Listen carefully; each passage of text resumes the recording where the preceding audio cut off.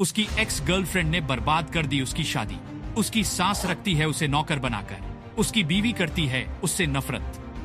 फटीचर दामाद की जिंदगी होती जा रही है बद से बदतर।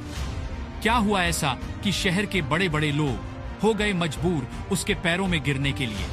सुनिए लाखों लोगों की पसंदीदा कहानी, सीक्रेट अमीरजादा। आहान की शादी की रात उसकी एक्स गर्लफ्रेंड रूपल, जो उसकी बीवी की सबसे अच्छी दोस्त थी, ठान चुकी थी कि वो उसकी शादी बर्बाद करके रहेगी। आहान की सुहागरात की तैयारी खुद उसके ससुर ने की थी।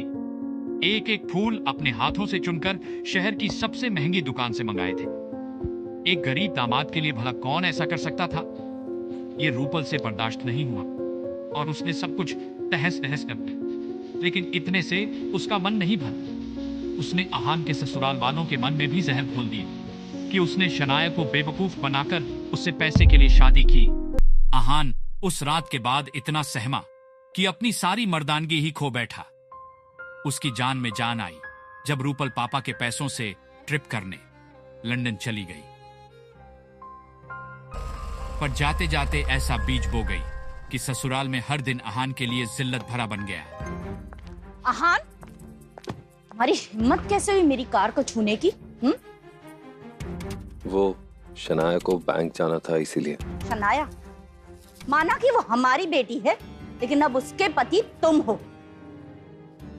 उसे कार में घुमाने का इतना ही शौक है ना, तो जाके खरीद लो कोई सेकेंड हैंड कार। वैसे तुम जैसा फटीचर सेकेंड हैंड क्या, थर्ड हैंड कार भी नहीं खरीद सकता।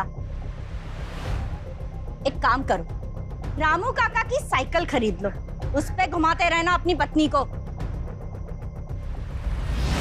इडियट। हाय गॉड, एक तो कार लेके जाते ऊपर से गंदी करके लाते हो। अभी इसे साफ करो, अपनी शर्ट उतारो और उसी से साफ करना, समझे?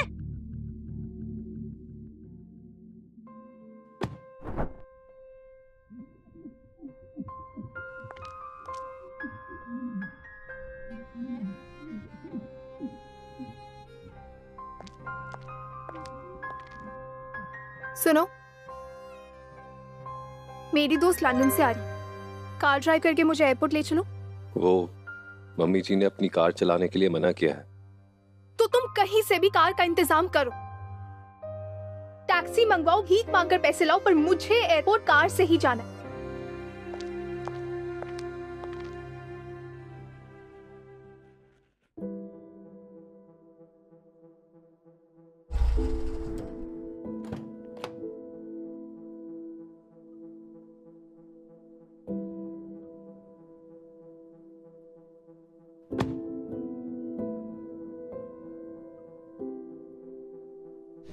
इसे शनाया तुम्हारी कौन सी दोस्त आ रही है?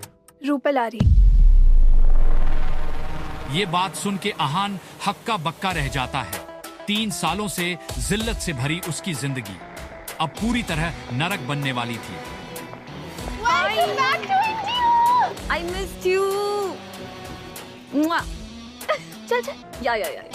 I used to miss you यार। अच्छा एक सेकेंड, मैंने सुना इंडिया की सबसे बड़ी कंपनी स्प्रिंग कॉर्पोरेशन का प्रोजेक्ट मिल गया है तुम्हें। वो? हाँ। अब वो प्रोजेक्ट मिलने में शायद आहान का ही कोई हाथ है। आहान ने मदद की तुम्हें? शनाया प्लीज तुम मजाक मत करो, हम स्प्रिंग कॉर्पोरेशन की बात कर रहे हैं, कोई बैंक में चेक जमा करने की बात नहीं कर रहे हैं। अच्छा तुम्हें मुझ पर यकीन नहीं हो रहा है तो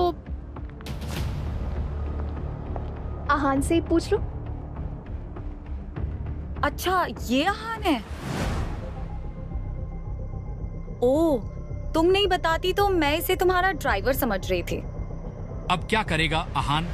शनाया ये जानती थी कि रूपल को आहान फूटी आंख पसंद नहीं, पर रूपल से लड़ने का मतलब था अपने करोड़ों के बिजनेस का नया दुश्मन पाल लेना। रूपल, तुम्हें जरूर भूख लगी होगी ना? क्यों ना हम पहले किसी अच्छे से रेस्टोरेंट में जाकर खाना खा लें? शनाया एक तुम ही हो जो मेरी इतनी ज्यादा फिक्र करती हो। तुम्हें पता है बाहर का खा खा के मेरी हालत खराब हो गई थी। मेरे इंडिया वापस आने का सबसे बड़ा रीजन यहाँ का लजीज खाना है। अब जल्दी से चलो, कुछ मसालेदार खाते हैं। एक सेकेंड, तुम वहाँ क्या कर रहे हो? सामान लो और पीछे आओ। तुम चाहते हो शनाया सामान उठाए? नहीं ना? चलो शनाया।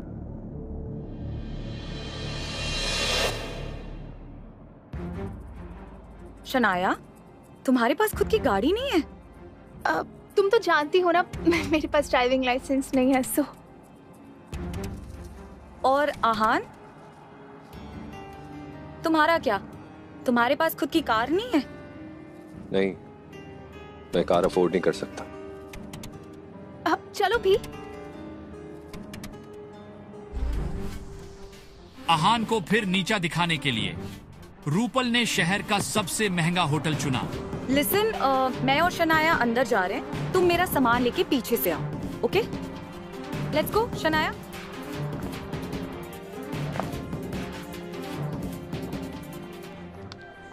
यहाँ पर आपके पास कोई प्राइवेट रूम अवेलेबल है? हम 3 लोग हैं, हमें ना टेबल भी चलेगा। गुड आफ्टरनून मैम, माफ कीजिए लेकिन ना ही हमारे पास प्राइवेट रूम अवेलेबल है ना ही कोई टेबल। कोई बात नहीं, हम फिर कभी आ जाएंगे, अभी हम कहीं और चलते हैं। अरे आहान सर, आप ये सामान क्यों उठा रहे हो? मुझे कॉल करके बुला लिया होता, मैं उठा लेता सामान। एक्सक्यूज मी, शायद आपको कोई गलतफहमी हुई है, ये हमारा नौकर है, हमारे ही साथ आया है। नहीं मैम, मुझे कोई गलतफहमी नहीं हुई और मैं इन्हें कैसे नहीं पहचानूंगा। आहान सर के वजह से हमारा ग्रुप ऑफ होटल इतना बड़ा हुआ है।